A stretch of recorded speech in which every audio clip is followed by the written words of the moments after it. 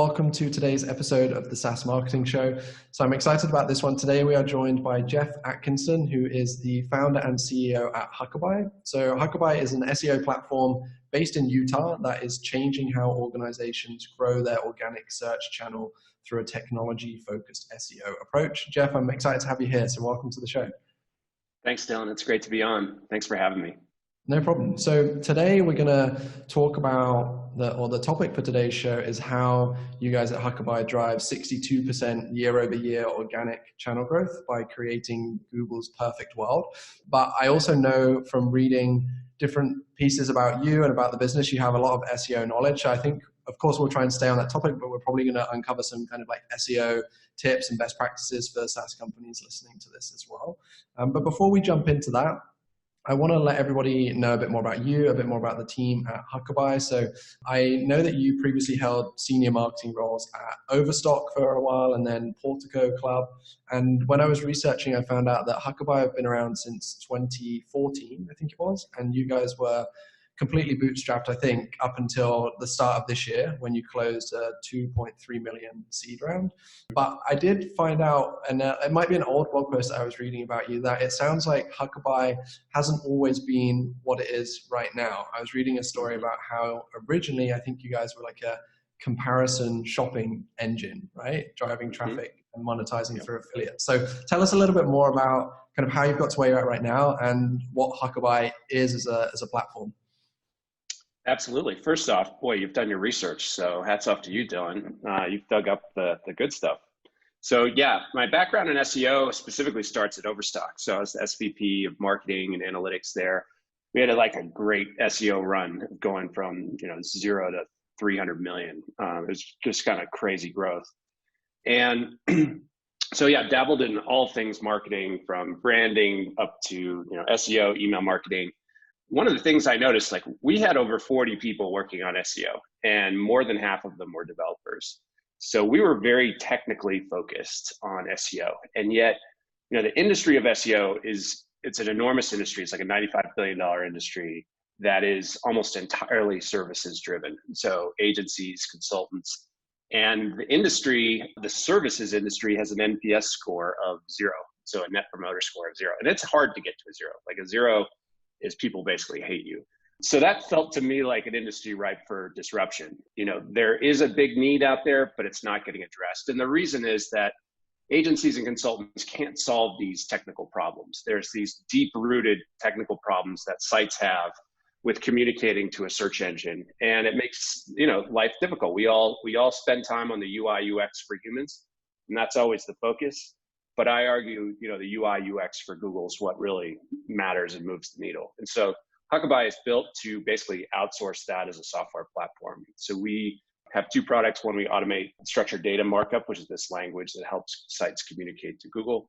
And then the other is SEO Cloud, which takes advantage of something called dynamic rendering. But yeah, we've grown pretty significantly so that we pivoted from the comparison shopping engine to the SaaS business about 3 years ago, which was a brilliant move. The old model was a terrible model. So we're about at 1.4 million in ARR. Yeah, we were relatively bootstrapped until January. We raised 2.3 million. Good timing there. We'll actually have our strongest month ever this month in April, which is kind of crazy considering what's going on in the world. But I think what we provide really sort of resonates right now and people really want to be investing in their SEO.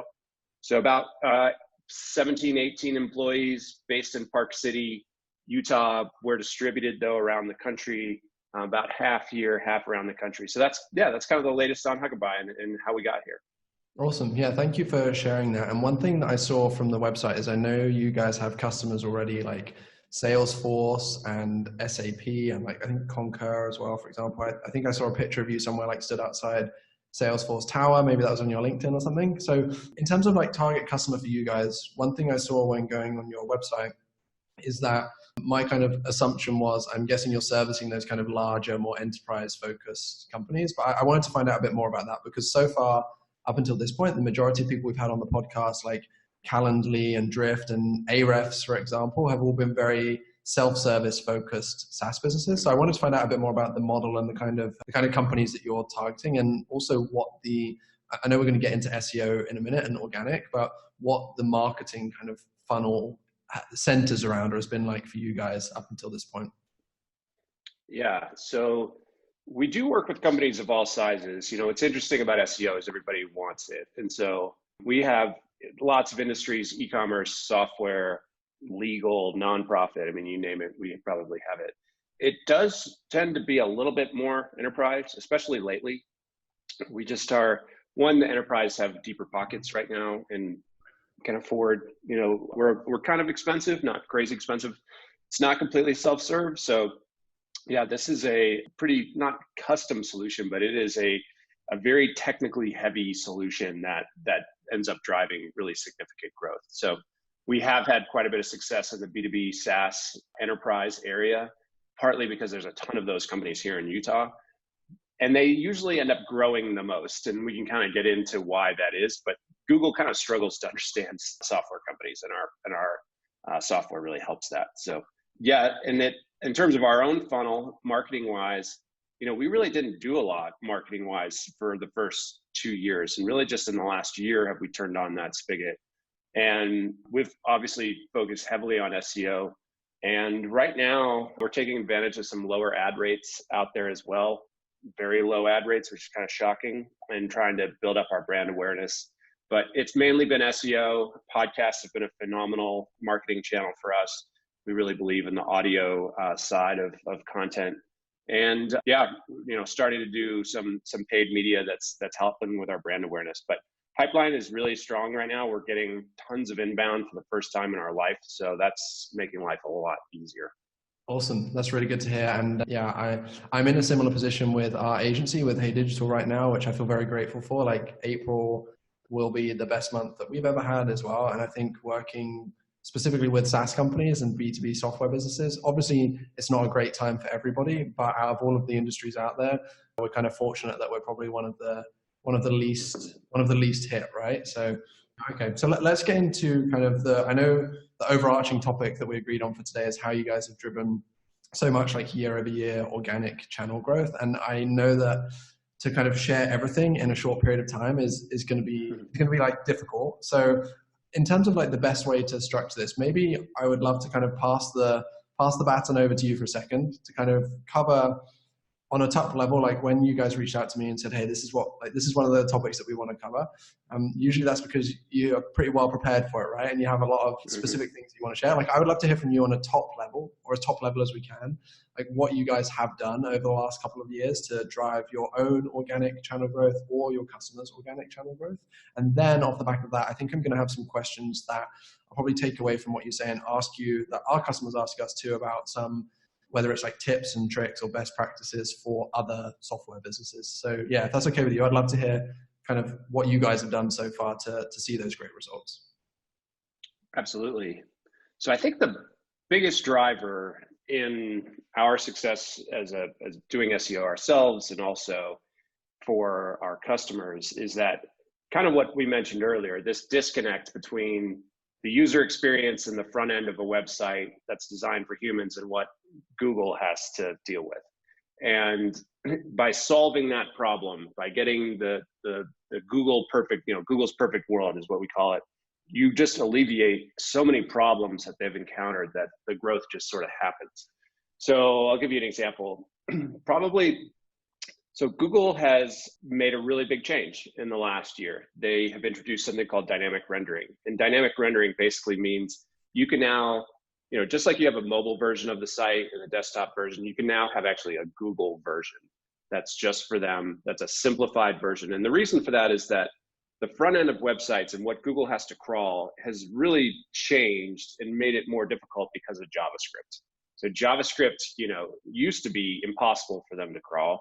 And then it just kept growing and growing and growing. And now it's almost on every web page on the internet. And as soon as they hit JavaScript, their regular bot that's crawled the internet for 20 years no longer can do the job. So they kick that page to what they call a rendering queue.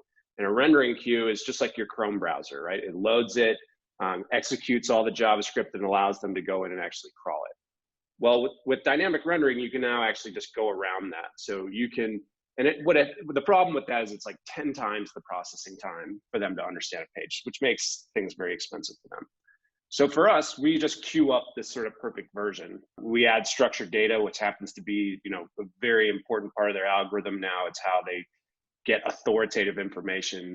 They then use it to enhance their search results with rich snippets and such. So that's the first piece. We then convert the site into a flat HTML version, makes it way lighter, way faster. And then we have a partnership with Cloudflare, who's like the world's leader on content delivery. And we have your site actually loaded at edge around the world. So it's instantly available for Google when they come and crawl.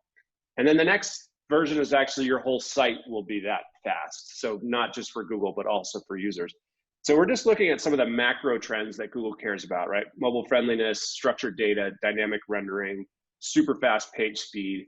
Load all those up together, take what they had before, a Salesforce or whatever had before, and you can just think how many JavaScript tags and all these things on a site like that. And now give them this perfect version, makes their life so much easier, and they reward you for that, essentially is what's happening. So yeah, our average customer grows about 62% over 12 months, which is kind of crazy. There's no real solution that you can just buy and install that'll do that. So yeah, that's kind of how it's done.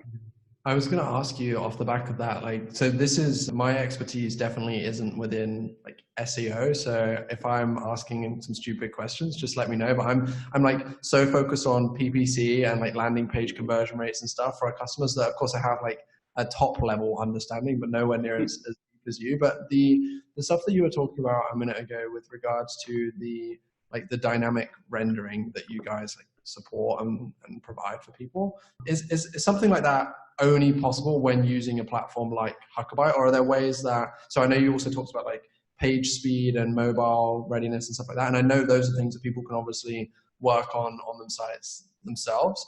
Is the dynamic rendering, is that something that people can do themselves too, or is it only possible through a platform like Huckabuy, for example?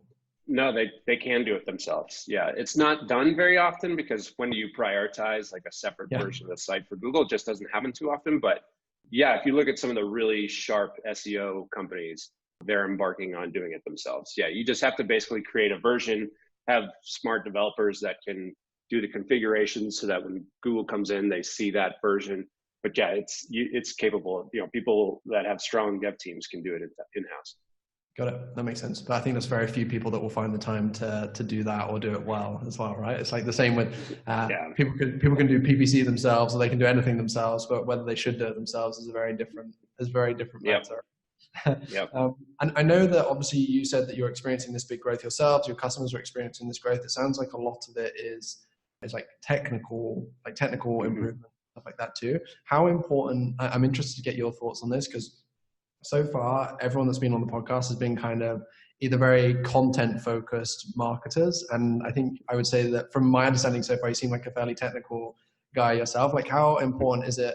Of course, yes, you can have like a really well-structured website and everything prepared for Google, but then where does how important is content, and how does that fit into the wider strategy with your customers that you're working with, and also on your own site? Yeah, the content marketing push right now is crazy. It's like it's a buzz term. It's super popular, and rightfully so. I think it's very important. My point is that if you don't have the technical side buttoned up, you really don't get the benefit of all that work. And so what we're trying to do is streamline just the technical side so that if you're doing a bunch of content marketing, if you're doing all those great things, you actually get the benefit of them. And I'd say the most common mistake that I see is people kind of generating content for content's sake and not really measuring how it's doing. So you'll have these huge content efforts that won't have KPIs attached to them, won't have specific goals attached to it. It'll be through a blog or something like. I always go down this line of questioning with people about how they're doing their content marketing, and they get tripped up. So I think it's important to have content's super important. Just have a plan behind it, and think about how you're going to actually make money off of this investment. And then if you get the technical side buttoned up with something like Huckabuy or doing it in-house, you're just going to see way more benefit from all those efforts. And so, yeah, it's still very important. I'm just saying, let's make the most of it, right? Content's expensive. Let's make sure we get the benefit of it. Yeah, for sure. No, that makes a ton of sense. Okay. And then, so I want to ask you a couple questions for everyone listening to this. So I would say probably 100% of people that listen to this show, either a SaaS marketer or a founder of maybe like a mid or early stage SaaS company. Obviously within the SaaS world, content marketing is so important. It's the backbone for probably 90% of SaaS companies out there, right? Like when people come to work with us, it's usually because, okay, they've got content working and now they're looking to introduce a new channel, whether it's like PPC in our case, or they're looking to try other things. But content is so important and it's the driving factor for so many SaaS businesses. So I know there's a lot of people listening to this will want me to ask you some questions around kind of organic strategy and stuff like that too. So I know you just touched on a couple of the kind of biggest or big mistakes that people make with their actual content strategy itself, in terms of like not thinking about how it can be tied to revenue, not thinking about how it ties in with what Google wants to see, for example. What would be, and hopefully this isn't just putting you on the spot here, but what would be like one or two things that if a early stage SaaS founder comes to you and says, hey, look, we've started to build out our content team, started to build out our content engine, like where do we go from here? Or what are a couple of the things that we should really be focusing on? Whether it's like specific metrics to keep an eye on, whether it's certain strategies to experiment with. Like I'm sure you get this question a lot of people saying, hey, look, what do we actually do with organic strategy? So yeah, what would be like one or two tips that you could give to everybody? So the one that comes first to mind is that content usually gets kind of dumped off on sections of their website that they don't care as much about. And I know that sounds strange, but the typical strategy is to create a blog.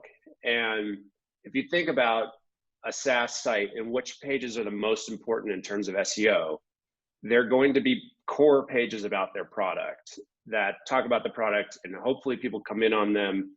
Hopefully they rank high, people are coming in and they convert into customers. If you look at a typical SaaS company though, all their new content efforts is flowing through their blog, and all these important pages stay stagnant. So I'm a big fan of all those content efforts actually affecting core pages on the site that sell. I think we always make the mistake that content is really just for people to learn and not for people to buy. And I don't think consumers think that way. Like if I'm researching software, I'm probably thinking about buying. So why don't I put that content on the pages that actually sell? And what we all care about is revenue growth. So why would you have all this content pushing on pages that aren't really driving revenue growth? So we encourage customers to start moving that content and those content efforts towards core pages. And a lot of times a SaaS company actually won't know which pages on their site are super important for SEO. My second tip is that the navigation of a software company is always way off. People call stuff these really strange things, or their header will be like about us, product, free demo, and Google is just like, what does this company do? They have no idea. So descriptive header with important pages that you want to rank number one for keywords that you really, really care about. And let's move some of that content into these core pages and keep refreshing them so that you actually become an authority on some of these, So for you, it'd be like, SaaS PPC marketing, make sure you have some of these core pages that have frequent content updates so that you actually start getting that traffic on pages that sell. So those would be kind of the two mistakes that I see happen. One, the navigation is just like completely off. And then two, the content strategy is usually not put on the pages that really matter.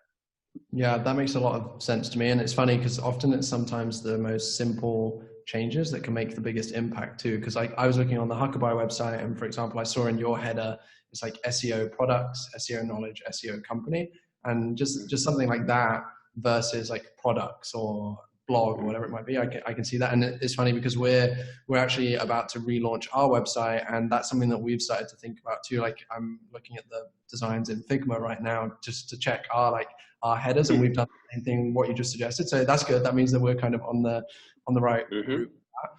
Okay, cool. Thank you for sharing that, because I think those are things that are very valuable to people. It's sometimes the things that to you might seem really simple, but to a lot of people, I wouldn't have really considered that too much, even just the header text, for example, until this conversation. So just as we start to wrap up this interview, there's two questions that I always like to ask everybody that comes on. And the first one is, what is the biggest challenge that you guys are facing yourselves at the moment within your marketing or growth Huckabuy? Mm. Um, SEO at scale. So, Huckabuy is relatively young. So being able to actually have significant rankings that sort of scale over lots and lots of pages. Software companies always kind of struggle with this because there isn't the automatic addition of content like an e-commerce will. If you add 100,000 products to the site, just bang, there you go. So trying to figure out ways to scale that is a challenge. And then I think, for every company right now, it's a bit of like keeping everybody on the same page, keep communicating, making sure people are healthy and happy. There's just this is a crisis, and I think understanding that people absorb it and are dealing with it in different ways, and that it is affecting them, and being sensitive to that. And those are like not just like company things, but like the whole world is kind of in that boat. And I think as a company leader, it's our responsibility to make a positive, have their work be a positive impact on their life right now. And that's something that we're really trying to do. Yeah, for sure. That's really good to hear. Thank you. And then my second question, or the last question, is always like, what's one thing that you're working on at the moment that you're really kind of proud of? I actually really like I really like the thing that you just said there about how you're like developing as a leader as well, and putting like how your employees are thinking and feeling first. Like that's something that I'm thinking a lot about right now myself, and don't often get to have the conversations with, because no disrespect to the other people that have been on the show, but the majority of the time it's like a CMO or a VP of marketing, for example. And of course they have their own small team, but when it's the actual kind of like business owner themselves, it's a slightly different conversation. But like that aside, what's one thing that you guys are really proud of at the moment that you're doing?